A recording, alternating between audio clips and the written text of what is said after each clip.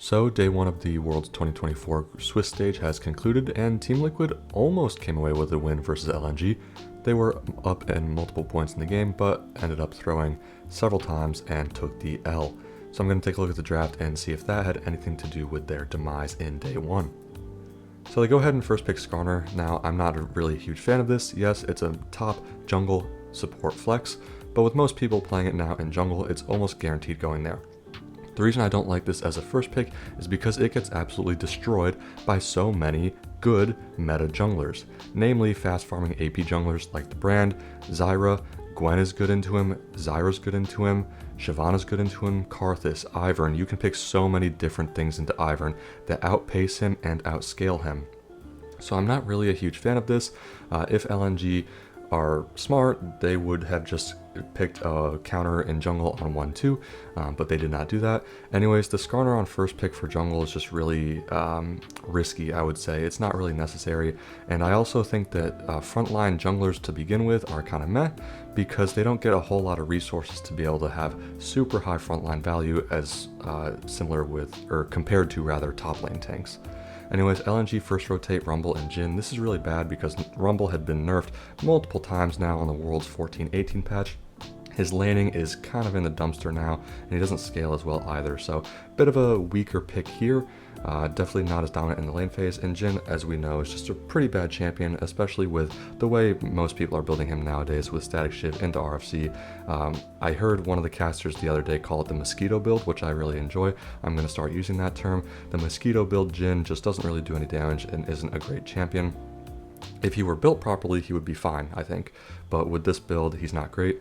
Anyways, TL go in 2-3 Jax and Kai'Sa. Jax is just a response into the Rumble, and with Rumble's nerfed laning, Jax is able to survive much more effectively now and scale up into the later game in the side lane much better into that matchup, so don't have a huge problem with that. And then Kai'Sa as well is just kind of fine. It's probably just a pick into the Jhin. It'll outscale him. Unfortunately, nobody does the AP Kai'Sa poke build, so not going to be the most effective Kai'Sa in the world, but still it's a fine pick.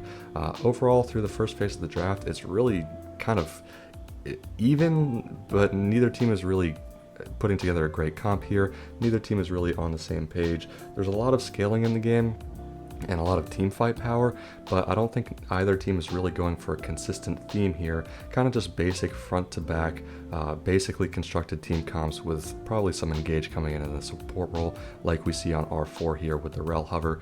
So a lot of these picks just seem kind of random, not really much purpose. It's just these teams saying, okay, well, we're comfortable on these picks and we think they're strong, so we're just going to pick them with not a whole lot of reasoning behind those picks, which is unfortunate to see. Anyways, TL is going to go ahead. They're hovering Azir right now. I don't think this one ended up going through. I think they ended up picking Neeko for the mid lane, which is really interesting.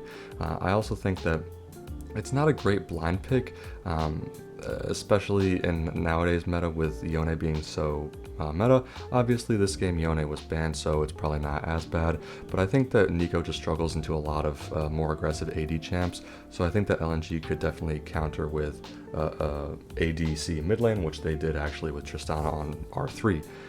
So with the round out of Neeko and Leona, they've pretty much just constructed a front-to-back teamfight comp with Neeko hopefully coming in on a flank. It's really basic. LNG rather has constructed somewhat of a similar thing, just with strong front line, strong engage, strong team fight power. So both these comps are actually pretty comparable, and it just really did end up coming down to player execution. Since these comps are very, very similar in the way they function, both the teams are entering the game on a pretty even playing field here, and we saw how it played out with TL having many opportunities to win the game, but ending up throwing at multiple points in the game and coming home with a loss in day one. Thanks for watching. See you next time.